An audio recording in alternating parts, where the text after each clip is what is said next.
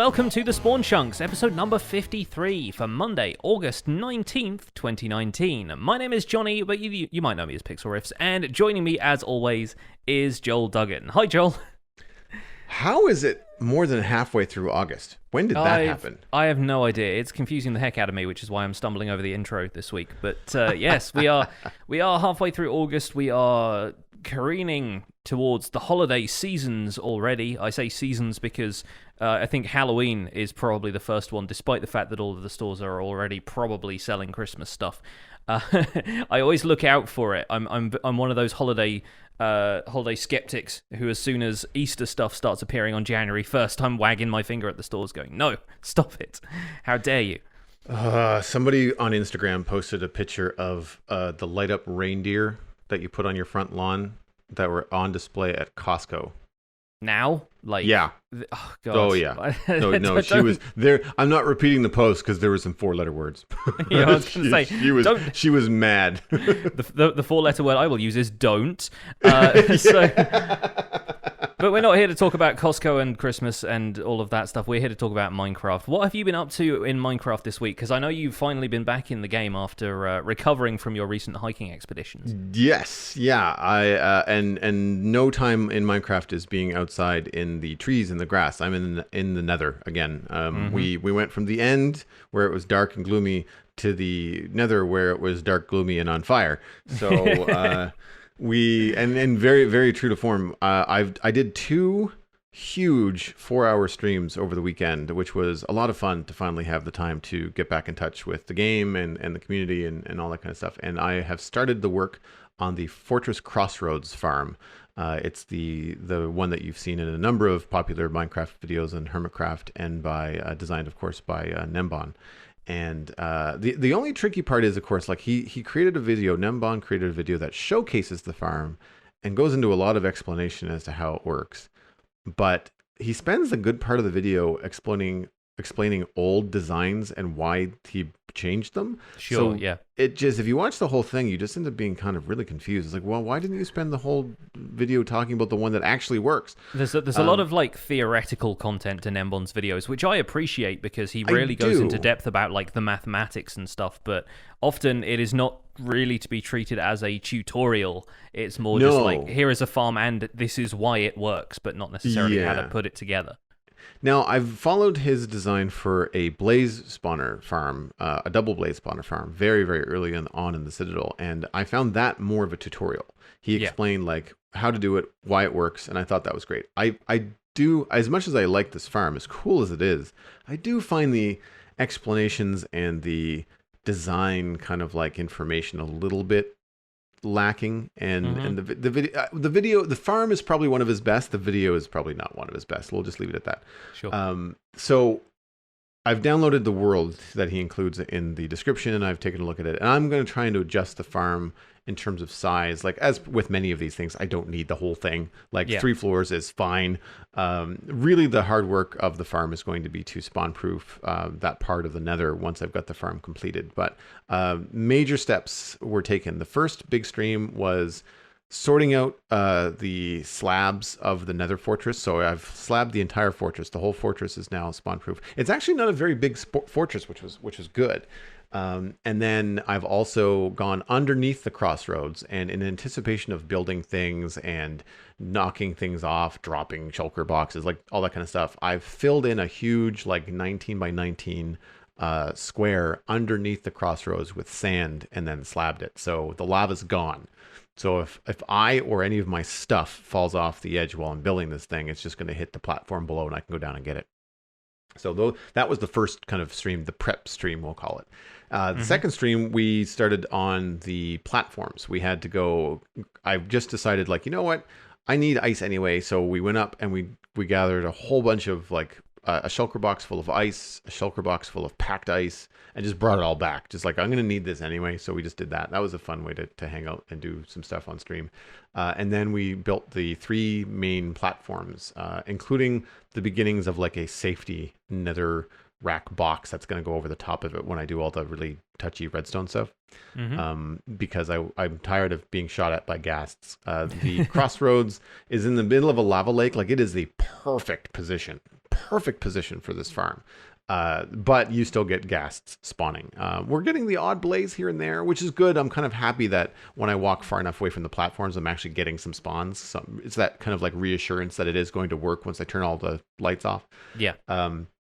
But with the ghasts, they just kind of spawn anywhere. And sometimes it's like, you get 3 ghasts in 2 minutes, and other times you don't see them for another 20 or 30. So it's kind of a hit or miss. Yeah. I had a lot of fun joking around with the chat room, saying like how many times this is going to take me to shoot this ghast. Because then once I made that commitment, I was in try hard mode. So it was like one shot. Like if I could hold the arrow and get them just right, it became pretty impressive until like the last one. And I'm going to chalk it up to being tired after streaming for like 4 hours. I think I shot like 3 dozen arrows. And he despawned before I actually would have hit him. Like it was garbage. It was completely garbage. There's always one who makes you do the walk of shame at the end, and that's ghast. They tend to be so unpredictable with how they fly, especially if they're further away. But by the time the arrow gets to them, they're already like 6 foot to the left. And they can be tricksy like that. They've got the dukes. Yeah. Yeah, so the joke that was going on in stream was the unwanted dinner ghasts were all over the place in my smorgasbord, but it's fun. It's a big farm. It looks really impressive. I found a use for diorite walls, if you can believe it. What? How dare you? I know, right? Podcast walkout happens at that point. Yeah. To block the spawns of the big 3x3 magma cubes and the smaller ones, actually, the smaller, the medium versions as well. You have to put walls in the floor like every 2 blocks. Yeah. And Nembon in his video used mossy cobble. And I was like, there has to be a better option, because he also designed the farm, I think, before 14.4. Yeah. So I went into the creative inventory there, not the creative, but like the what's it called, the recipe book. Yeah. And just typed in wall and looked at all the walls. And I went to andesite first, just because it would be smooth and gray. But honestly, we were surprised when I put the diorite wall in the packed ice. It looked the best. It looked the frostiest. So it actually looks pretty good. It keeps the color pretty sharp. So yeah, I'm looking forward to it. I don't know how I'm going to make it look good. I think we're going with like a black and orange theme. Mm-hmm. I'm going to put a big box of glass around it eventually so that we never have to worry about ghasts. We can just, everything will just be inside the box. Yeah. But yeah, I'm looking forward to it. It's fun. It's fun to have a giant project where I can just turn on the stream and just do the next thing, the next huge task that's going to take 45 to 60 minutes. Yeah, it's nice. I'm thinking about using a fair amount of diorite soon myself. I'm planning on embarking on one of my build projects that's kind of on my build project bucket list and has been for a while, and that's to build a ski resort town. And I think diorite looks really good as either like a bush on the side of the road that's just kind of like packed with snow, the way that like hedges and stuff tend to get a ton of snow. If you mix that in with leaves, it really does look like the leaves have just like gotten packed down with snowfall and maybe some that's turned to slush and then refrozen. Or alternatively, just as like paving material, you can have very kind of slushy, gritty looking roads and mix that stuff in with snow layers, and it looks really good in ice biomes specifically. So I've got a nice build palette to work with there. But yeah, don't normally build with diorite all that much. So nice that you found a use for it in the the fortress farm at least. We did that on Vastin. I mean, granted, it was a custom texture pack, and diorite on Vastin just looked like white cobblestone. Like it had that alpha texture, but the color was white. Yeah. But it would still work with the same idea in vanilla. It's a little bit more of a stretch for the imagination. But essentially what it looks like is if you've got a stone wall and you're kind of texturing the stone wall and it's a snowy biome, if you put the diorite at the bottom, it looks like frosty wall or frosty concrete where snow has gotten down into the cracks and stuff. And it has that function. I do find it a little bit too bird poopy.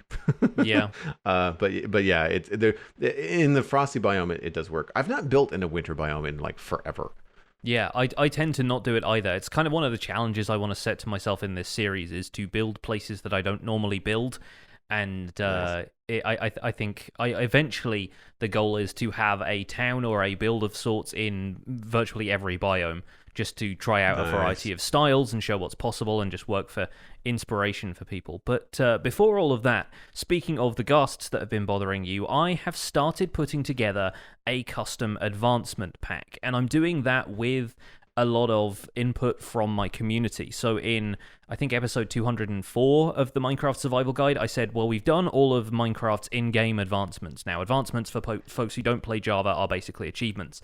And I wanted to get some challenges from my community so that we could continue doing kind of challenge stuff, advancement-based content. And I started with one that Mythical Sausage had suggested back when we were playing together on Decidedly Vanilla, where if you throw a trident at a ghast, you get an advancement called Toasted Marshmallow, because it's like you've just got a fork in this giant fluffy white thing, right? So, I set that up. I went through a really brilliant website by a user called The Destruction. I will probably put a link to that in the show notes for anybody who wants it, but it's an advancement generator, so instead of having to work with the code manually, you get a user interface, basically, that allows you to generate advancements, and then you just get a downloadable thing as though you're making a data pack or downloading something. I believe they're the same person that created the recipe maker. Yes, yeah, same one. Okay. It's available as like a drop-down tab on the advancement generator page. Oh, cool. Yes. So that's really great, and I've had a lot of suggestions. A lot of them are like jokey, memey kind of suggestions and stuff, but I've had a few that I really, really like. And I'm having to cherry pick a few of them and reject, unfortunately, the ones that involve the Ender Dragon, because I'm done spawning the dragon in my end because I'm rebuilding stuff there. So right. Yeah, there's some things that I just won't or can't do, and obviously some people are going to be like, mine 10,000 obsidian and then reward yourself with 5 XP, and I'm like, no, I don't want to go there. I probably will mine 10,000 obsidian over the course of this series at some point, but I don't want that to be an advancement that I'm trying to grind out. So instead, yeah, I'm going with the more inventive ones. There are some pretty fun ones, and ones that will put me in touch with features of Minecraft that I feel like are neglected. Stuff like rabbits, for example. Like breeding a whole bunch of rabbits in an area kind of gives me starting a rabbit farm, or having like a shop that sells all different kinds of food. Like there are different ways that are some very clever triggers actually for how you can set advancements up and how the game can detect whether or not you've done something. So I'm looking into that right now, and I started that off with the Ghast Trident advancement, but there are some other fun challenges that I might attempt in future. Very cool. Now, when you're doing this, does the download give you like a tree like in the advancement menu that you can then follow and be just like, yes, here's your 5,000, 10,000, 20,000 stone, or like whatever you happen to set up, you can kind of give them a hierarchy? You can do that, yes. There are requirements that you can set for another advancement to appear further along the tree. And it also all happens inside of its own separate tab. So you set up a root advancement that is basically the category, whether like the default ones are like Minecraft, the Nether, the End, Husbandry, and Adventure. I have a 6th tab which is called Survival Guide, and it actually has its own branches of the tree from there. So you can have it be a completely separate thing, from the progression of the main game, and set your own challenges. And Hermitcraft has done this in previous seasons where they've had advancements. There were 2 of them per hermit, so basically it was stuff themed around the kind of stuff that hermit likes to do. Like I remember for Tinfoil Chef, who is one of the guys who basically loves branch mining and tends to gather all of these materials and stuff throughout the course of the season, there was like a King of Mining advancement, which was like gather X amount of obsidian or cobblestone or something like that. It's like it tracks in your statistics how much of each material you've mined, and if you've mined like 100,000 stone, then it gives you that advancement, say. So yeah, there's some neat stuff you can do with that, and I'm really looking forward to compiling it, and then I'm probably going to release it to the community, so anyone else who plays on Java Edition can take up the challenge themselves if they want to. That's awesome. That sounds really, really fun, and reminds me of the kind of things that you see in modded when someone's going through like a really detailed tech tree and they get rewards as they progress through if that like part of the modded game. Like having a quest book in, Project Ozone Light or Sky Factory or one of those kind of mod packs. No, it's a similar kind of thing, and it's great that stuff exists in vanilla Minecraft. It's much like the functionality of data packs allowing you to change the game. There are just these little tweaks that you can add to it that really help you personalize the experience, and that's the kind of stuff I'm getting into now as Survival Guide progression is not quite, I'd say, over, but there are no kind of preset goals that Minecraft has defined for me at this point. I'm kind of out on my own, just trying to blaze a trail here. So I like having very cool. I like having custom advancements. I think that's kind of cool. Aside from that, I've just been working on establishing a build style for my town, because I really want to get the town of Founders Forge, this kind of like medieval sort of semi-industrial settlement that I've got, that's my town right next to my spawn point. I want to get that done before I move on to projects like the ski village and the museum I have planned, where I want to collect all of the blocks and items in Minecraft and kind of make a display room for each of them and stuff. So I've got a lot of ideas like that, but I want to get one project finished first, for goodness sake, because I have a hard time finishing stuff. I quoted that one quote where people say, art is never finished, it is only abandoned. And I said that recently. I was like, yeah, this is how I feel about all of my Minecraft projects at this point. Like, they're never finished, they just get to the point where I'm like, I can move on from this now. So I would like to actually finish something at some point. Yeah. Perfect is the enemy of done. That's another one, especially with my artwork. As a perfectionist, I really have to let go. When you're working professionally, it's nice because you have either a deadline, which you can't go past, or a budget, at which point you just can't spend more time, because then you'd end up like earning minimum wage or less, or something silly. Yeah. So like you have to kind of just let go. And just what happens is, over time, as either a Minecraft player or whatever it is that you're doing, you just become better at doing things more efficiently in shorter amounts of time. So then it is more possible to get closer to what you want before you actually have to move on. My problem is playing and building and streaming and recording and then not producing the video. Like, that's where I end up falling out, is that I end up doing more stuff in Minecraft when I have to take what I've done and created and then edit it and post it, and like I have to get through that part. So that's kind of my hang up, is not usually not finishing projects. It's not finishing. I don't want to say not finishing videos. It's not. Well, I guess no, that's true. It is. It's not finishing videos. There's a stream, and then I'm supposed to edit and do like a VOD for posterity on YouTube, and I don't always get there. Sometimes it's because the content I don't feel is good for YouTube. For example, like filling in all that lava with sand, not the most exciting YouTube video. The fortress farm is going to be a lot of summary. It's a lot of like, and then this happened over 4 hours on the stream on the weekend. Check this out.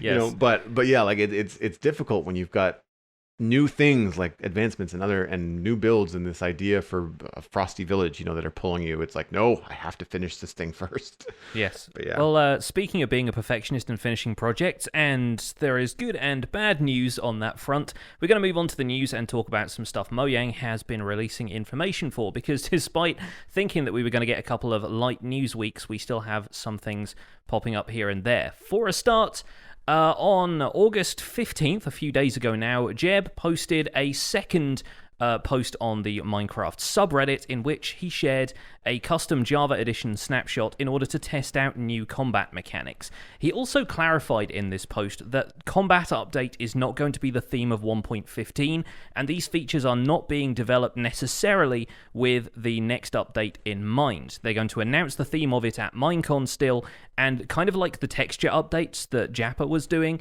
these combat changes are only going to arrive when they're ready, not for a specific update. So we're not looking at definitely for 1.15 or 1.16.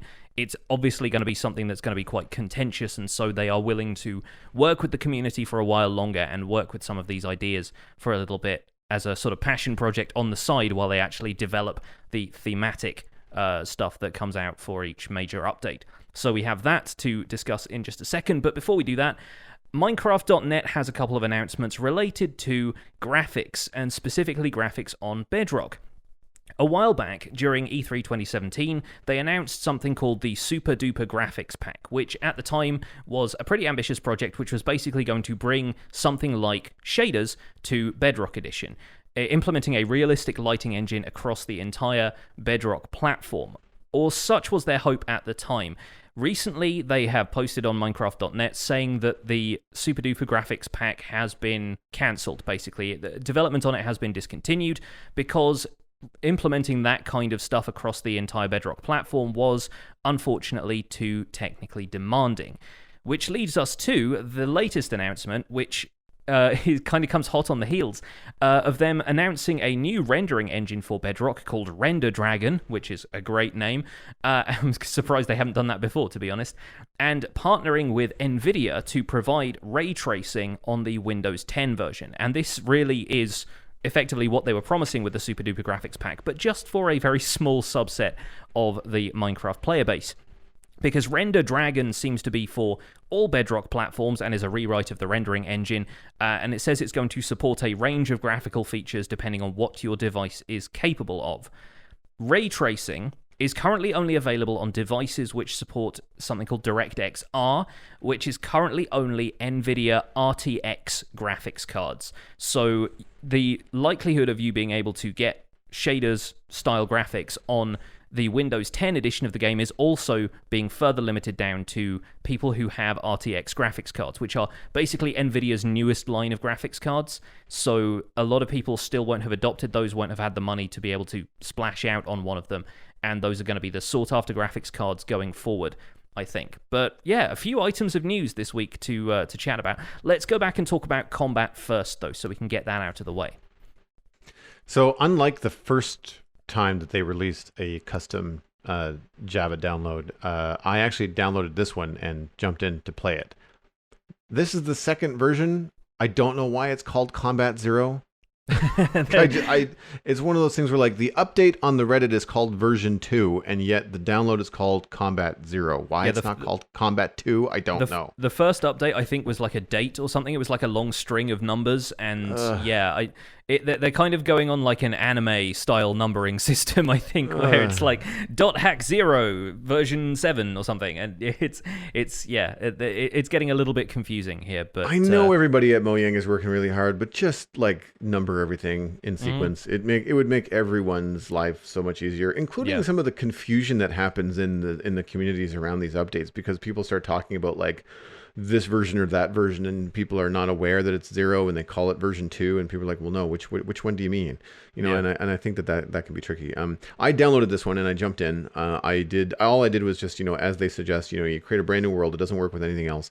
Just an empty Minecraft world. I jumped in. I gave myself a single diamond sword, a little bit of food, some healing potions, just because I didn't want to die, and a couple of zombie spawn egg in my bar, and then I switched over to survival mode. And I turned at night, and then I switched over to survival mode, and I just started walking around a dark plain. Like there was lots of mobs. Yeah. It felt harder. I think it was harder to get crits. The thing that I noticed the most is that I was being hit by mobs more. So I feel like that would be the range of the sword being shorter than I am used to, because I didn't think about it. I just went in and say, okay, I know this is different. I didn't read the notes. I just kind of like, let's go just play and see how this feels. So that was the thing. The range on the sword felt shorter. I noticed feeling a little bit more vulnerable, but I'm also used to playing with full enchanted iron gear and diamond swords that kick butt and have enchantments and stuff. So I was just like a mental note, you're playing with a sword and you're naked. The range on the sword I felt was made it much harder to kill creepers without them blowing up. Mm-hmm. That I noticed. You can't hold down the left button on a sword anyway and spam it. Like you can't just hold down the button, you have to click. I did feel like clicking the button rapidly while you're not doing a lot of damage. I felt like that was faster than previous, than what I'm playing right now in 14.4. If the stats are the same, if they haven't like tweaked the values behind the scenes as well, everything has a faster attack speed.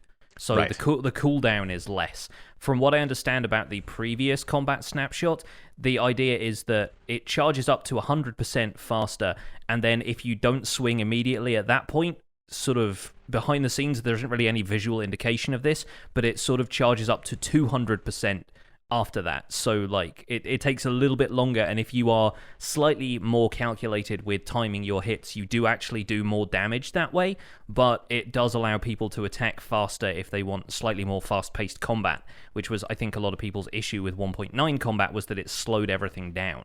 Mm-hmm. So for me, the other absence was Sweeping Edge, which is now Yeah. only on a sweeping edge enchantment sword. I didn't get that far. I only played for like 15 minutes.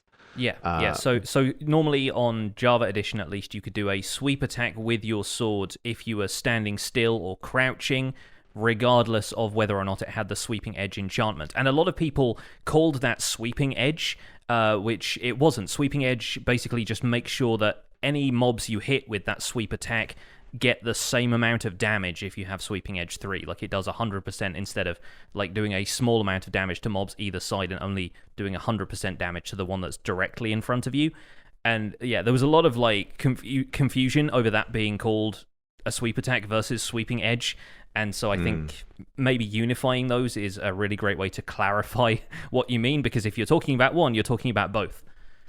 Right, but here's the thing is that the animation still happens, and all the mobs, like all 3 mobs in front of you, will still jump from the hit.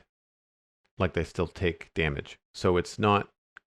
The only reason I noticed the absence of it is because it took longer to kill everything. Right. Okay.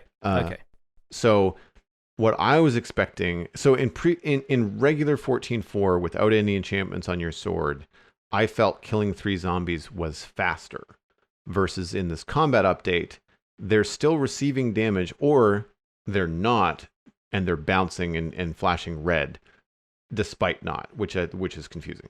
Yeah, maybe they're getting knocked back, but less damage is being done. Yeah. Yes, but it took a lot longer, because I wasn't just like spam clicking. I was holding off and then having just that one big swipe, like that one big hit.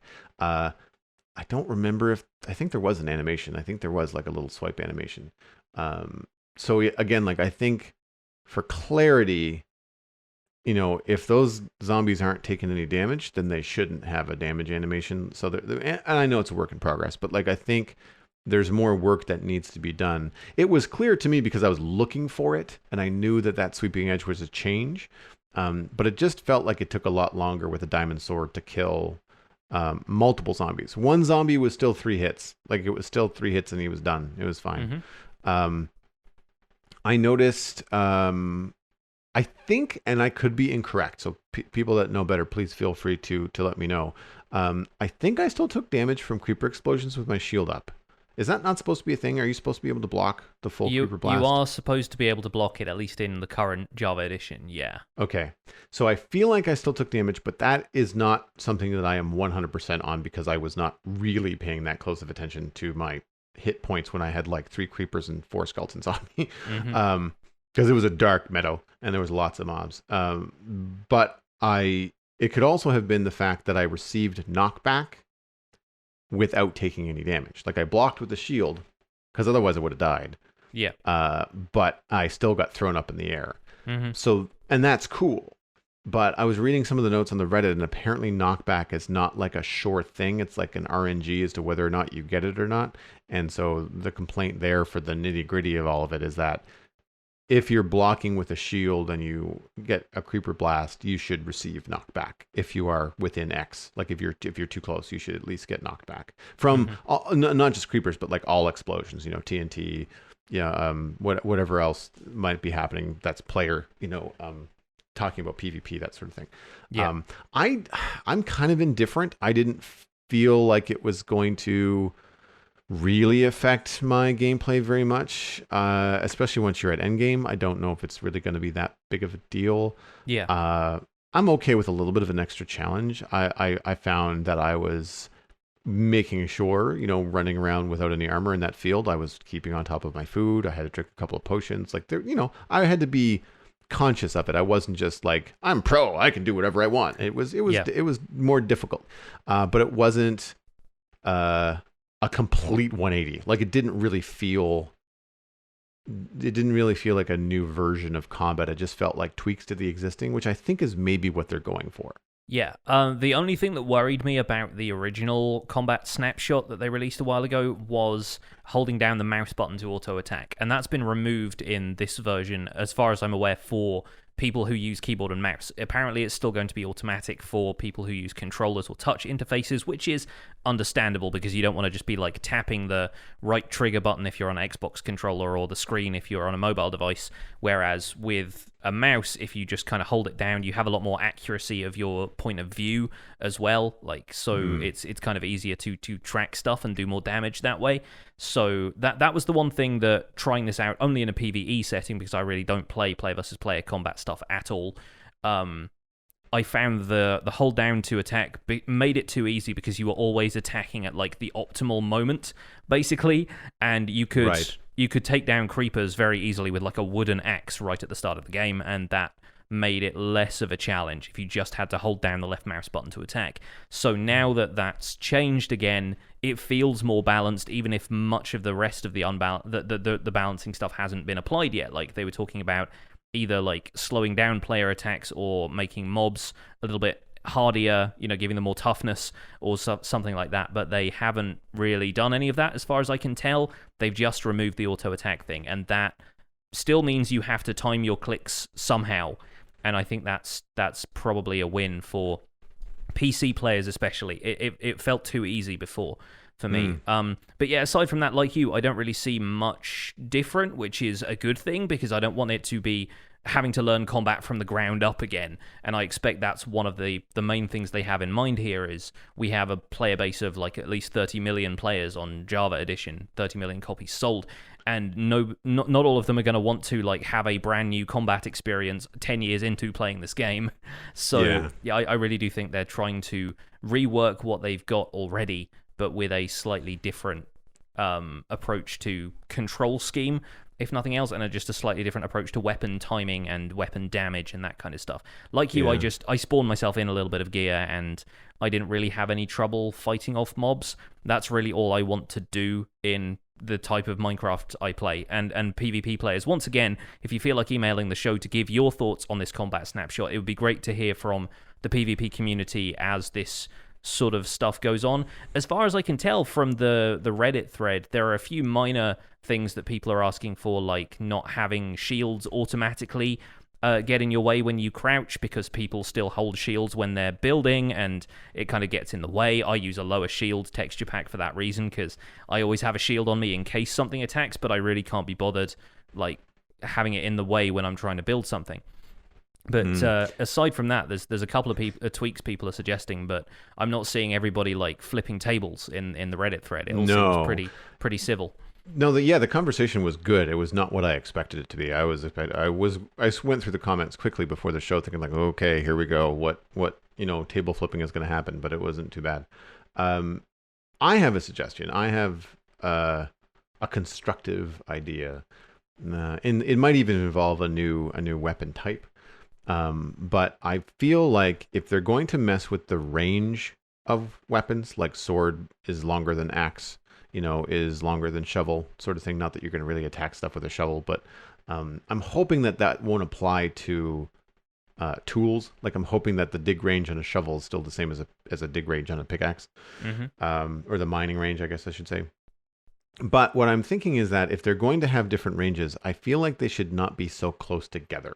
I feel like if your sword is going to have the longest reach compared to your axe, it should be dramatically different. Like the axe should maybe be a much reduced, and maybe make the axe a little bit more powerful. Maybe if you really want to get close to that creeper, you can. The benefit being like if you have an axe, then you are going to kick some tail. Yeah. Or if you want to keep the creeper at bay, maybe put the range a little bit longer on the sword, or maybe not longer, but make the range on the axe shorter. The reason why I say that is because I didn't play that long, but my goal was to try and kill things without getting hit at all. Yeah. And I found myself, again, I only played for 10 or 15 minutes, constantly misjudging how close the zombie had to be before it could hit me. I don't know whether they changed the range on the mobs. I think it's all player combat stuff. I don't think they changed that. But I found like I'd go to swing the sword, wouldn't hit the zombie, and then it would hit me. And I was like, well, if I'm supposed to be using a sword, it's going to be longer than a zombie's reach that doesn't have anything in its hand. Now, in that light, we've got bows and arrows and swords and shields. We've tridents. what if we had a spear? Yeah, that's what I was wondering about the trident. I haven't had a look at the trident in the combat snapshot to see if the attack range on that was longer than a sword, because theoretically you could use that like a two-handed spear if you're attacking melee style with it. Yeah, but with the trident though, and forgive me because I don't use them very often, if at all. It's similar to a bow, right? Like you one click to jab with it, and then you hold it down to charge it up. Yeah. You can left click and use it as a melee weapon. Right. So you left click with it. Yeah. So it doesn't have to be a thrown weapon all of the time. I mean, that's how Riptide tridents can still be used as a melee weapon, despite them not being able to be thrown in the same way that like loyalty tridents can be. Right. So I think again with the dramatic difference, like I think, a reward for players that maybe don't like PvE, they don't like fighting stuff, like they find it really challenging, having one of these weapons that if you find it, you get very excited because now it means your reach is like 3 times as long as it was before, which means the creepers don't have to be that close. You can kill them from a safe distance. I think that would be an excellent reward to the people that do find combat in Minecraft in general challenging, because I do find it's a challenge to me. I cannot kill a spider without it hitting me once first. Spiders are kind of the worst. The fact they keep jumping at you is a little bit difficult to avoid sometimes. Yeah, the fact that they jump and then they hit me from like, well, how close were you? I can't tell. Yeah. Like I play on the default view, and so that kind of stuff I found a little bit tricky. But other than that, it seems like they're progressing with the best of both worlds. They want to improve it, but they don't want to completely flip it. So I think we're good there. What did you think of the super graphics and the ray tracing thing? I am not surprised that the Super Duper Graphics pack was cancelled, because it really did seem like an unrealistic goal to support shaders like lighting engines on older devices, especially some people. I always think of the people who are still playing using like Generation 2 iPads and stuff like that. If you're working with a low-spec old tablet, then you're not really going to be able to support that kind of graphical fidelity. And even stuff like Xbox, for example, like they're already moving on to their next generations of console and what the next iteration of the hardware is going to be.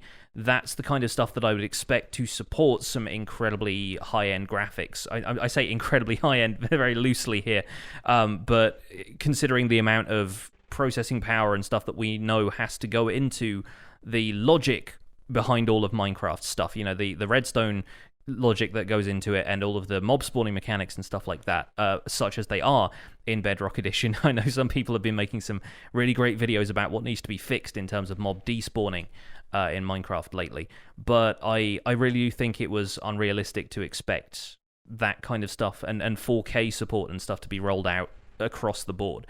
So this ray tracing thing, obviously they are working with the hardware that they know can provide good performance. And from what I understood about the video that they released, everything looks really nice in that video. And it seems to be that Mojang is focused incredibly on like the look of how this applies to Minecraft, and they're letting Nvidia handle the technological side. It seems more like a kind of working partnership that they have going on, rather than it being like Mojang is developing this lighting engine from the ground up themselves. I say Mojang, I mean probably more like the Minecraft team, considering this is the Microsoft side of Minecraft for Bedrock Edition. RTX cards are still pretty expensive, and I'll link an article from Polygon in the show notes that claims that there was a basically like a ray trace version of Quake 2, a kind of remaster of Quake 2 that came out recently, and the cheapest RTX card, which was I think still about $360 US, was struggling to run this remaster of Quake 2 at 1080p and 60 FPS. So you're not necessarily going to get optimal performance from the entire range of cards, and they are still quite expensive. So I think it is narrowing the field of people who can potentially benefit from an update like this, in the hope that in future a lot more people are going to adopt this kind of hardware and everybody is going to have an RTX card in a couple of years. Whether that's going to be a reality, I'm not certain, but it does look very pretty for an implementation of something like the shaders mods that we've been working with in Java Minecraft for the last 5 years in Bedrock Edition. Finally, I think it does look very nice what they've done with it so far. Yeah, I like the video. I saw the video this morning on my own before I knew there was an article explaining, more details. There's a certain thing about the atmospheric quality that really kind of brings Minecraft up to date. You Yeah. know, like it really makes it feel a lot more like a modern game. Um, what concerns me is just like we already know how taxing Minecraft can be on like processing power. Like if you, it really creates this high border of entry if you know ray tracing is going to be available to people that can have these expensive cards and stuff. I also feel that ray tracing cards right now, having done a little bit of research myself, the ones that are out, they're powerful graphics cards, but in terms of powerful ray tracing cards, they're not yet. They're just kind of scraping the surface. Yeah. And I mean, as with most technology, with most computer parts, it might be better to like look at, buying a ray tracing card when the next ray tracing cards come out, because then these ones at entry level, even the top tiers, will start to drop dramatically in price because the new hotness is always the most expensive. And for me though, for Minecraft, and I'm curious about your thoughts. There's a lot of stuff that I think looks great. Especially outside with dappled sunlight, near lava with the ambient glow. Looks an awful lot like Minecraft dungeon footage that we've seen, It does, right? doesn't it? That's exactly what I was thinking. The glow Yeah. you got from lava and the fact that all of the stone bricks have that slight indentation in the texture, like the kind of 3D bump mapping stuff is there. And I go, this looks awfully like Minecraft Dungeons does now. I wonder how much Yeah. of that was kind of, we've got a really cool lighting engine here. How can we emulate that in the core game? Would not be surprised. I mean, pure speculation. We don't know for sure. Mojang has not said anything, but it does look at least very similar in terms of the coloring and stuff like that, and the mood, and the ambient glow. It's very, very cool. Reflective lighting, colored lighting. Like so many times in Minecraft, I'm trying to create the idea that this thing is a red, farm, or it's a yellow farm, and I've put pumpkins under yellow carpet and made yellow glass and tried to make the whole thing look yellow. With this kind of technology, that light would go through the glass or hit the yellow carpet and be yellow. Like it would tint what you're looking at a little yellow, much like a sunset turns sand and grass a little bit more orange and yellow than it would at midday. That kind of idea. So that's very, very cool. On the other hand, Minecraft has a very cartoony aesthetic that I think sometimes get lost. I can't speak today. Gets lost with ray tracing. I did not like the gold blocks. They made a big deal about how cool the gold blocks looked. I thought they looked terrible. Technically, they're probably doing exactly what gold would do. The problem is that doesn't match anything else in the scene because the gold still has the pixelated texture. It's still a 16-bit texture. So the fact that it's reflected like that is just, it's weird. It doesn't seem to work for me. And water. And I famously have talked about water on the show before in shaders. I don't like the weird way that water looks like Jello in Minecraft. It really doesn't work for me. The shader packs that I like the most are the ones where I can turn off the wobbly water and they retain the texture surface of the Minecraft like pixelated 16-bit sort of like sparkle. You still get some light reflection and you still get a little bit of refraction, and it still improves the water in that shader pack. I think it's Silder's Light or something, or enhanced default. But like it still looks like Minecraft water. And I find that especially when you've got Minecraft waters in waterfalls, they just look like Jello sculptures when they're wobbling around for no reason. Until it's actually flowing animation and looks like real waterfalls, then there's no point for it for me. So I'm cautiously optimistic about how that might look, because when you go to ray trace everything, some stuff like carpet and logs and bricks look great. Tree foliage, dappled lighting looks great. But there's other things in the game where you're just kind of like, that looks kind of hokey, and it kind of breaks it for me. But this is just an initial pass. They've not done, there's no real, it's not implemented yet. So that kind of thing might be something where they say, okay, well, we should do this for everything, but maybe these textures, like maybe these don't look so good if we try to, treat them that way. It may prompt a new texture pack, or a new texture development from the team, but you never know. Yeah. We'll wait to see what happens on that one. Keep an eye on it, and obviously, if you've got an RTX card already, you guys are ahead of the curve. Congrats! Looking forward to having you guys running Bedrock with shaders. But yeah, we'll see how it all goes. Let's move on to chunk mail though, because we have a few emails to get through this week. We've got some really great emails lately, and we wanted to make sure we didn't miss too many of those while they were still fresh. So Joel, how about you read this first one? Sure. This is from Violin 1101, and it is in reply to the talk we had a few weeks ago about the Mojang Jira. Hey, Joel and Pixel Riffs. In episode 51, you were talking about Mojang's bug tracker. As a moderator of said bug tracker, of course, I want to chip in and share some of my thoughts. I almost exclusively focus on the Java Edition project. I'll be mainly talking about that part of the bug tracker here. See, I told you I could not speak today. As Pixel Riffs already said, all of us are volunteers managing the tickets following in our spare time. The Bedrock Edition project is managed partly by Megaspud, who is a Mojang employee. And thus, many mods can only help with keeping the bug tracker clean for a short amount of time each week. I'm one of those who are lucky enough to have a little more time, but even then, the workload is overwhelming. That was especially noticeable after 1.14 was first released. During the month of April in 2019, 3,188 new tickets were created. This is the largest amount of new tickets in a single month since August of 2014, 5 years ago. You can view some more fancy graphs and statistics here. They included a link. We'll include that in the show notes. Fortunately, we have a few helpers here who help us out with the day-to-day business. The bug tracker is mainly community projects, and even if the dev use it, which is not the case for Bedrock though, they use valid tickets and are just relayed to their internal bug tracker. So any helpful comments that we get are much appreciated. When I take a look at a new ticket, I usually check whether there is enough information given. There are so many people who just file the ticket saying, "Help, my Minecraft is crashing," and don't give any further information.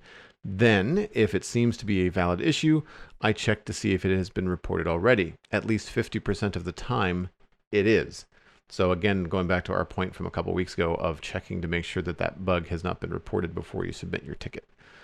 Often, I can already tell on first glance whether it's been reported already, because I'll know which tickets have been reported recently and can go find them by searching for their title. Most users that aren't wasting their life on the bug tracker don't have the advantage and fail of the Jira's unfortunately pretty horrible search engine. So he's confirming what I felt about the search engine, is that I don't find it very good.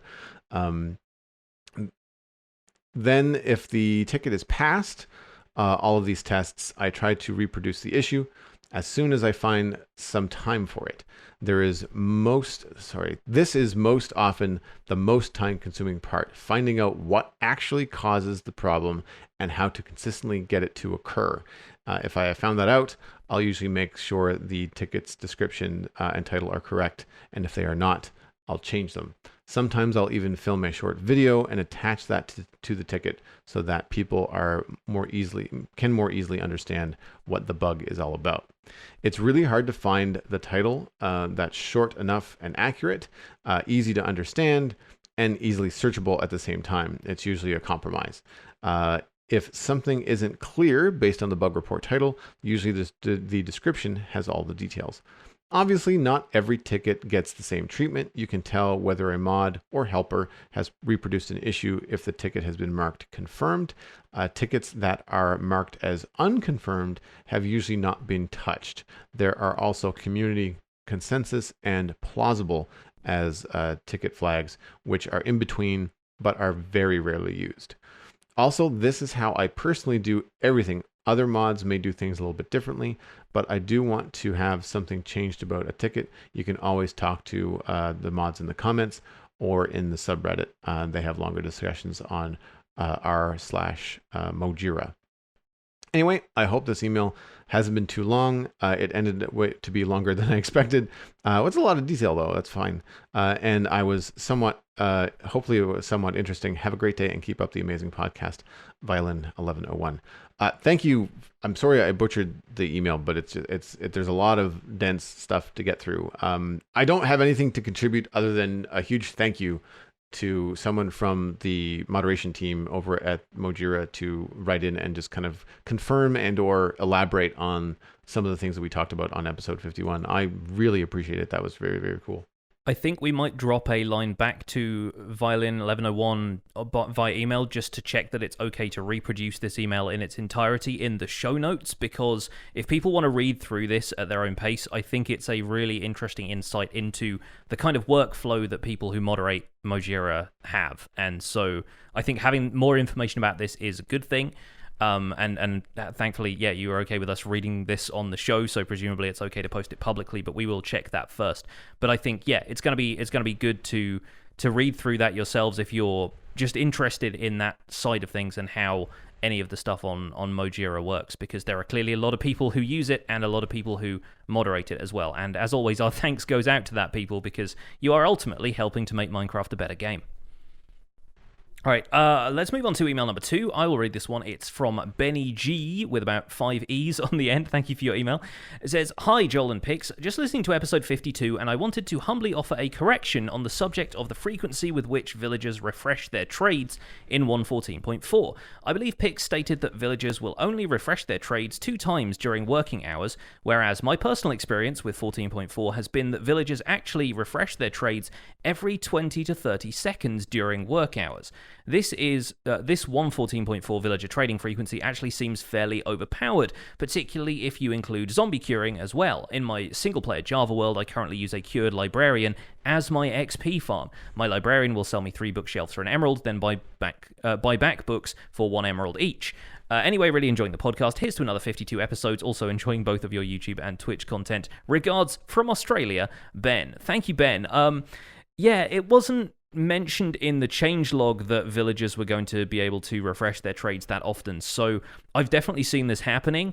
I just assumed it wasn't intended behavior for 1.14.4. The changelog says villagers can now work without also restocking at the same time, but it seems like the restocking behavior hasn't been properly separated out from the work behavior.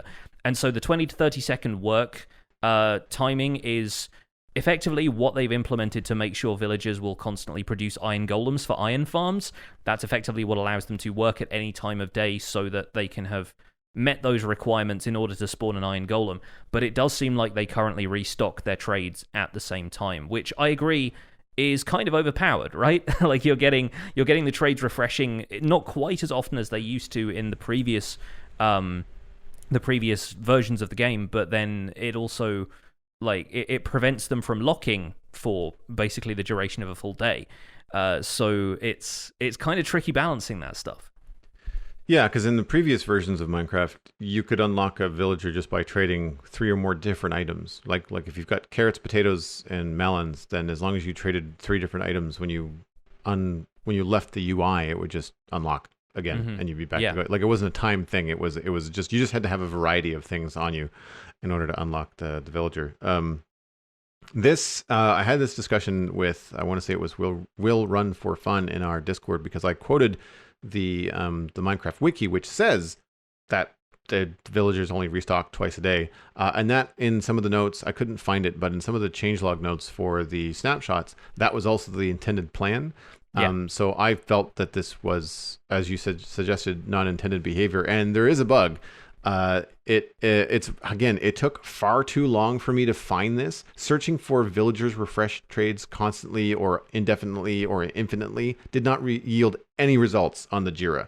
I had to go and find MC157298, which then was marked as duplicate or resolved and linked to MC157136. The description there said that it's a problem with the game not tracking the restocking properly. So it leads to 2 problems. 1, which is an OP problem of you have access to these trades all the time. And 2, eventually the base prices will go up because demand will go down.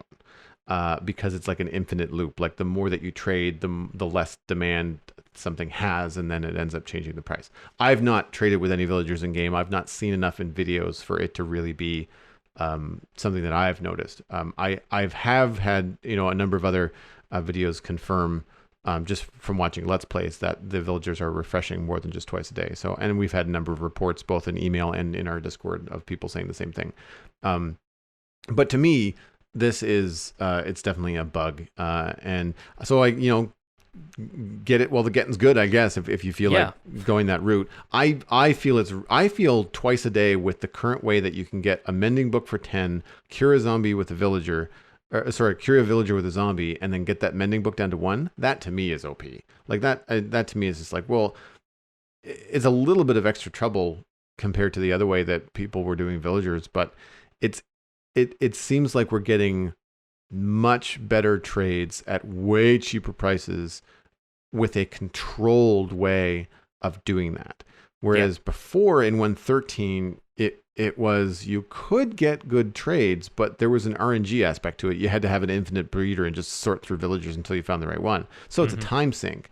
But this just feels like, you want a librarian, just put a lectern in front of it until it's a librarian, trade with it once, lock him as a librarian if he's got a mending book trade, and then just cure him until the mending book trade is one. Like it feels a little bit too easy for me. I don't have a solution. I don't have an offer as to how to fix it, but to me it just there's a reason I haven't done any villager trading since it rolled over. I mean, I guess one is that we're endgame and I have all the things I usually need, but if I was to try and set up a trading hall, like I don't find it doesn't look fun to me. Like it just seems like a big easy button. Yeah, I think the problem with it really is that for casual players, it makes perfect sense. It's a economy-based thing. There is supply, there is demand. If you're just trading with the villagers that you found in a village, then that seems like the intended experience, and you're going to have the most balanced experience of these villagers. But for those of us who watch some more technical players and are a little bit more keyed into how the mechanics work, it does come across as a lot easier because you're naturally assuming that, well, the most efficient way of doing this is probably the way I want to do it, right? It almost doesn't occur to you to not exploit it so that you can get 1 emerald per trade by hitting them all with a zombie a couple of times. It's a bit of a, I don't know, a weird proposition to tell people, well, maybe don't do stuff as efficiently. Like, that doesn't really feel like a very good argument to have, but like that's the balance that people are going to strike when they're developing stuff like this, between let's have an experience that the technical players can enjoy because it gives them mechanics to exploit, and then let's have an experience that everybody else can just rock up to a village with whatever handful of emeralds they've got in their pocket and then see how the supply and demand works from there. You can approach the game any way you want it to, and I think there's some people who are having a lot of fun figuring out the optimal way to trade villages, but the problem is that all happens now within a couple of minutes of a new feature being announced, is that people are in the snapshots messing around with it and finding ways to make it as efficient as possible, and then everybody knows about that from the instant the update is released. So you're kind of left with no room for experimentation of your own, because you know what the most efficient way of doing it is. It's whatever the Psycraft people have been doing lately, and that kind of stuff. So yeah, I like messing around with villagers, especially I plan on messing with villagers a little bit more now that 1.14 has meant that they restock their trades more frequently, apparently too frequently at this point, but they are also supposed to trade with you more times before a trade locks up, and my current villagers don't do that. So I'm thinking of swapping those out and then making sure that I have as many villagers as I want with the absolutely newest set of behaviors. But even then, yeah, it's potentially going to be a little bit overpowered until maybe they correct some stuff in 1.15, and that seems to be the state of it at this point. They're not planning on releasing any more 1.14 updates for the moment because they're focused on the next full release. And it's not all bad either. Like, now that we have a stonemason where you can trade 1 emerald for 1 quartz block, like, that's awesome. For people that either don't want to play in the nether, or for people that want to build a lot of quartz, and if you're on a server where quartz is a limited resource, like that's cool. So it's not all bad. I think for me, I remember when I found my mending book for 10 emeralds on that villager that I kind of bred through a whole bunch to finally get. It was exciting. It was valuable. A mending book now does not have that same reverence. Yeah. You know, like I think that's, if I was to boil down how I'm feeling, that's kind of where I'm feeling. Our last email comes from Kareem. Hello, Joel and Pixariffs. I consider myself a new player of Minecraft since I started in October of last year after randomly stumbling upon Hermitcraft. Something that has basically prevented me from even thinking about playing Minecraft is that I'm disabled and unable to use a keyboard, mouse, or controller. I utilize adaptive technology, voice recognition, and an eye tracker to do most everything on the computer. Once I viewed a few Hermitcraft videos, well, let's be honest, more than a few, I became inspired to purchase the Java edition of the game so I can play Minecraft, and I do that with an eye tracker. The only downside is that I have to play on peaceful on version 1.11.2, and only utilizing 2/3 of my screen, but I'm happy that I have found a way to play the game. I am also glad that I have found the survival guide, which has led me to this podcast that I listen to when I am running around in my world trying to avoid falling into ravines and lava. Hopefully one day I will be able to play the most recent version of Minecraft. And he signed it as Mirak is his online handle. I really, really appreciate the info, Kareem. That's just... I avoid and have trouble avoiding lava and ravines with a mouse and keyboard. Yeah. I cannot imagine how difficult it must be to play Minecraft with an eye tracker. It's also phenomenal to me that you have access to it and are jumping in full bore. Even if you're playing on an old version, just keep it up, man. That's phenomenal. Yeah, I want to say thanks again to Kareem for sharing his experience. And I have had the opportunity in the past to talk to some people from a UK charity called Special Effect who design adaptive controllers for people, and depending on their disability, they can kind of tailor the controller to their own needs, so that they've been able to bring gaming experiences to people who wouldn't otherwise be able to have them. So I've seen some of this stuff. I've even had the opportunity to play, I think, like a rally racing game, like Network Q Rally or something like that, with an eye tracker. And obviously, to me, it doesn't come across as like it feels really weird not using my hands to do stuff. But obviously, for people who don't have that opportunity, then it's going to be a whole new lease of life to be able to interact with these games in a way that works for you.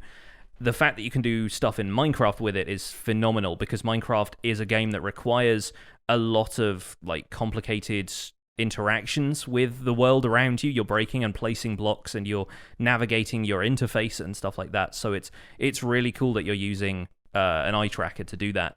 I also saw a controller by the folks at Special Effect where somebody had I think largely a paralysis causing condition, but they were still able to move their eyebrows, and so they had a controller that attached to their face, and the left eyebrow was like a left mouse click, and the right eyebrow was a right mouse click, and they were able to play Minecraft that way. I think probably using an eye tracker as well, but then basically the left and right eyebrows were their kind of control buttons, and there's some fascinating and very, very cool ways in which people with disabilities can interact with games now. And you've got a shout out to Special Effect and the other charities who work to provide that kind of that kind of experience to people who might otherwise not be able to play these fairly manually dexterous games. So thanks again, Kareem, for the email. That's super cool.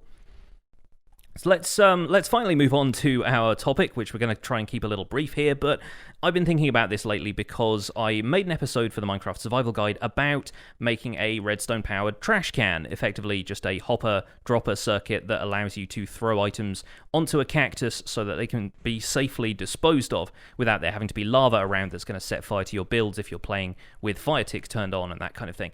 So I was thinking about the attitude we take to hoarding items in Minecraft and how precious we are about them and how difficult it is for me to throw stuff away, because almost every block or item in Minecraft has multiple uses, so that prompts players to save items instead of throwing them away. You've got all of this cobblestone, but hey, you might need that for building, for constructing pistons, for making furnaces, which can then be refined into smokers or blast furnaces, that kind of thing.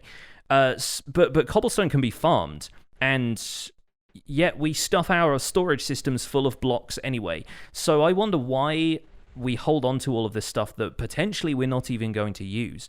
And I'm wondering, is there a kind of Marie Kondo approach to Minecraft where we can throw away any items that don't bring us joy? I also wanted to ask you, Joel, which items get thrown out first when you try to make space in your inventory. Say your inventory is just full, you've been working on a build or something, and you need to throw something out because you've just dropped a shulker box on the ground, and it's going to despawn if you don't do something about that. What's the first thing you throw out? It's usually whatever I know I have a lot of somewhere else. And if I don't need it right now. So sticks and stones, really. Yeah. Like I have a witch farm. I have more stone in my bulk storage than I know what to do with. I've got two bulk storage facilities full of stone. So it's the kind of thing where, like, if I don't need that stack of stone, even if it's like 23, 36, whatever, I'll just toss the whole thing. Dirt, same idea. It's the kind of stuff that you have. You have a lot of. It's also everywhere. So if you need to get more, it is not hard to find. It's funny to me because dirt is actually not renewable. It's everywhere, so it's so abundant that it makes no difference. But that's a habit you have to shake when you're building in like a skyblock environment or something like that. Dirt becomes precious, but dirt not being renewable, I almost like I do the same thing. I probably throw dirt out just like because there's so much of it around. But it's funny to me that occurs when something like stone doesn't occur to me because I want to keep all of the stone. I've run out of stone in my storage system several times and had to go and get more. So I have those occasional moments where I think, what am I doing? Like, I have so much of this right now that I could probably throw some of it away. But yeah, there's definitely a few materials like that though that I will definitely prioritize above any others. Yeah, the other ones for me are flint or flint and steel. Like I always seem to have an extra one of those around. I don't care. Poisonous potatoes, I just eject them immediately. I don't even bother. Yeah. And then same thing with oak saplings, seeds, too tall flowers, bones, arrows. Now, this is not early game. This is late game. This is like bones and arrows. Like I have an infinity bow. I have several stacks of arrows. I have multiple skeleton farms on the server. So like if I want bones, I've got more bones than I know what to do with. So that is not an issue. I do find that I am keeping things like diorite, granite, netherrack, because on my particular server, we're doing a lot of nether brick, and we've got super smelters. So it's easier to just like the nether rack that you just accumulate from digging a tunnel, just dump it into the super smelter and keep it, right? And with diorite and granite, I find that a lot of times I'm filling in spaces. For example, I mentioned earlier that I have a double blaze farm, and part of the way that works was it needed a big chunk of solid blocks in the middle of these two blaze spawners to entice the AI of the blaze to pathfind to it. I didn't want to use good blocks because it's just one chunk that you only ever see the outside of. So I filled it with diorite and granite. Yeah. Inside it looks like a candy, like a jawbreaker, you know, because the outside is all white concrete, but inside it's all kinds of crap because I just needed fill blocks, right? So I tend not to get rid of those. Just got like extra layers of stuff in there. Personally, I will throw away rotten flesh if it's not an amount that can be traded to a handy cleric. I will throw that out. Like mob drops, I think in general probably get thrown out first because I know I'm going to be hitting a zombie again in a couple of minutes' time. So it's not really that much of a concern. I have hoarded so much netherrack that I'm not using at this point that I'm fairly convinced that I'll never be able to burn through it, even if I smelted a bunch of it. So that's all gone. I throw out netherrack if I have it, unless I specifically want to use it for scaffolding or bridging or something like that, or I need a very temporary block, or I'm in the nether to begin with. Flint is the thing. You're right about flint. I don't know about flint and steel. I would probably save those, but then I feel like I make a flint and steel every time I need one, rather than having one that I keep coming back to. So I tend to make those on the fly. But flint from gravel, I have so few uses for. I keep reminding myself that you can trade it with Fletchers now, but even then I'm just like, flint, get rid of it. Poisonous potatoes, you're right. And then of all of the stone types I'm gathering when I'm mining, if I come across like a patch of iron ore or diamond ore or something that I want to gather materials from, and I have no space left in my inventory, usually the decorative stone types are the first to go. Diorite and granite first, and then maybe andesite, because I use andesite more than the other two. But yeah, that's basically all of the stuff that I'm okay with throwing away, and I find that weird, personally. I mean, I've been watching occasional videos from Etho. Watched a video of his the other day where he was just caving, and he has a habit of throwing diamonds into lava when he goes caving, because once you have enough of them, you just don't need any more. Also to kind of troll his audience a little bit, but I've definitely had people ask me how I have so many diamonds, and I'm like, well, you don't really use diamonds for anything as long as you're careful with your gear and you have mending on all of it. Like somebody asked me what diamonds are useful for now, and I went, well, you can make jukeboxes out of them, I guess. That's literally the only thing I would use a diamond for at this point. So it's strange, and some people want to build stuff with diamond blocks, and that's fine. But Etho just chucks them all away because he's got enough of them. He's had this world for nearly 8 years or something. So I can kind of see how you could refine the Minecraft experience and make it a little bit more minimalist feeling if you wanted to just throw away items you're like, well, I've gathered this for the sake of having it, I'm not really going to use it. And I get so many chests lying around that are just full of clutter that I need to declutter that aspect of my life a little bit. Whether that's throwing everything into a new storage system that's just going to sort absolutely everything in the game, or if it's just throwing it all into a cactus and saying, I'll probably get some more of that stuff later. I don't have one massive storage system. I have several small ones that are just self-organized. They're things that I do myself, but I do it in a way that I never remove all of the blocks from the chest. Like if I've got, my netherrack storage chest has always got 2 rows of single netherrack, so that when you open up the chest, you just right click, all of your stuff, and it's kind of bam, goes right in the chest. And so that I find makes it easier to unload the inventory, not have to dump stuff on the ground. Like it becomes a little bit easier to manage. The other thing is that depending on my proximity, like if I'm doing something in the swamp and I've got a bunch of stone, I have a single chest entry point where I can just walk up to it and dump everything that's in my inventory that is in this bulk storage. Dirt, grass, all the stone, all the ores, anything that you would get from mining, as well as surface mining, with the exception of wood, all just goes into this one bulk storage, which is awesome because then you empty out literally half of your inventory in one go into this chest, and it just jumps everything down into a water stream, and it eventually just filters its way in. And it does that when you're in the area, so you can go back to doing whatever you want.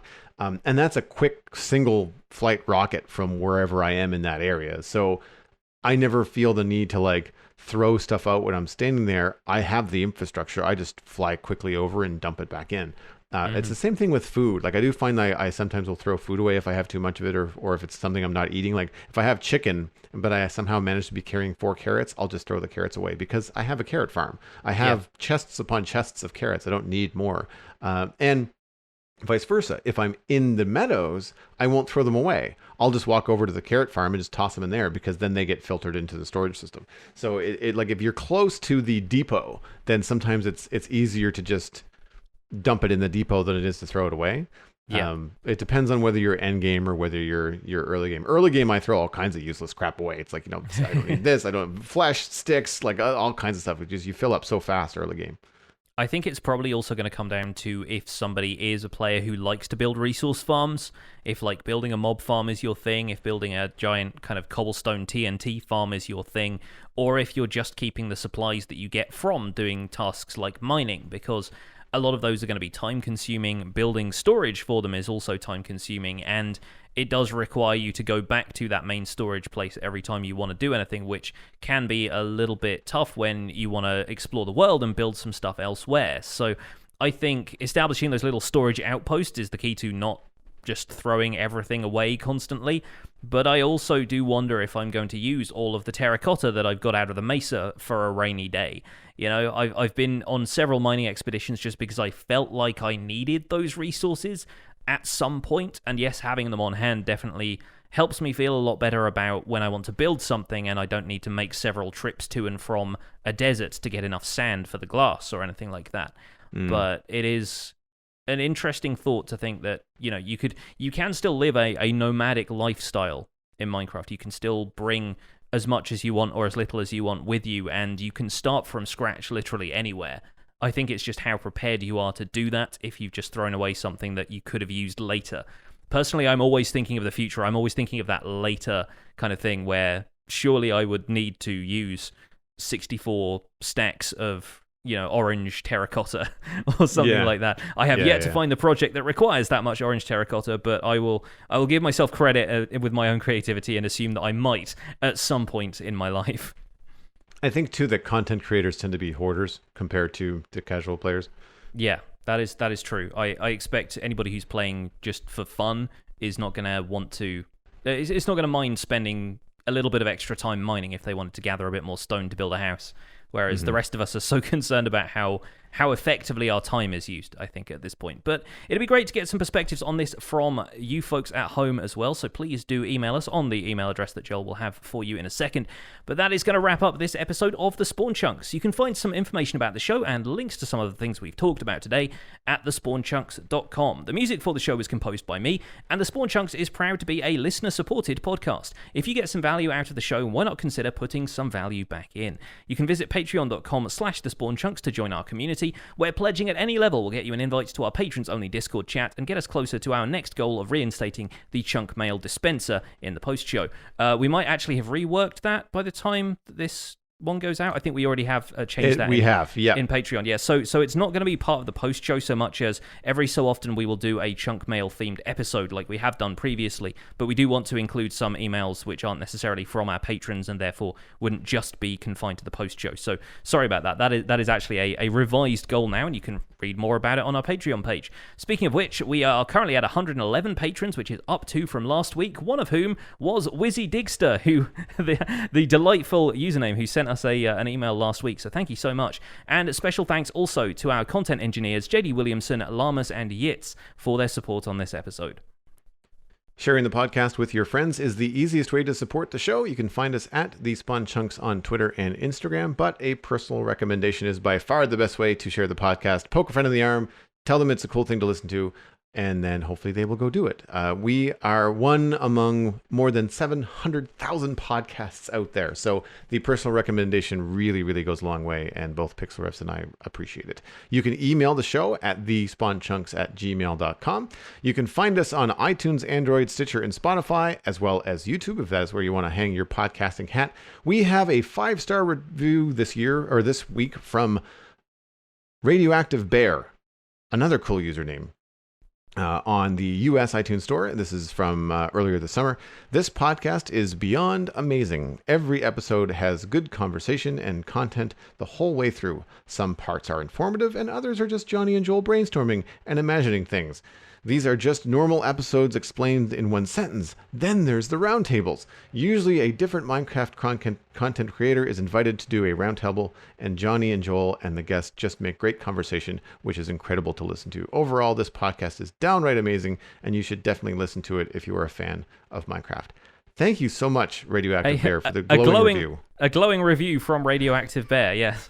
You stole my joke. Sorry. No, that's all right. It's fine. I'll forgive you this once, though. You're on notice. Currently, the Spawn Chunks is ranked 39 in the leisure section of iTunes, which is not the subsection of gaming. I don't know how we're not higher in video games, but we're high in leisure. I don't know if the ground has shaken out with the reset of the categories in iTunes podcasting, but these reviews go a long way to ensure that we are in front of people when they search for Minecraft podcasts. So please go ahead and leave a review if you have not already. It costs you nothing and it helps us out quite a bit. The RSS feed is linked on the spawnchunks.com, and the patron-only RSS feed is on the Patreon page. That's where you can listen to the render distance, the extended version of the podcast. My name is Jonny, but online I go by Pixel Riffs, and you can find most of what I do at youtube.com/Pixel Riffs, where I attempt to make sense of this crazy and wonderful game in a series called the Minecraft Survival Guide. I also stream 3 days a week on Twitch doing behind-the-scenes work for the Survival Guide series, and I'm the voice of the unofficial Hermitcraft recap, which you can find through a quick YouTube search. Aside from that, I'm at Pixel Riffs on both Twitter and Instagram. Joel, what are your links? Every week I do a new podcast called The Citadel Cafe. It is at thecitadelcafe.com. I talk about nerdy entertainment. We've got lots of really cool stuff coming up this month, including The Dark Crystal coming from Netflix on the 30th, I think. So look forward to that. I also stream on Twitch. It's just twitch.tv/Joel Duggan. It's Joel Duggan on all the social media that matters, but Twitch is where I'm going to point you. We have been having a lot of fun working on the Fortress Crossroads farm, so check that out there. Thanks for visiting the Spawn Chunks. The world outside is infinite, and half of it is in storage.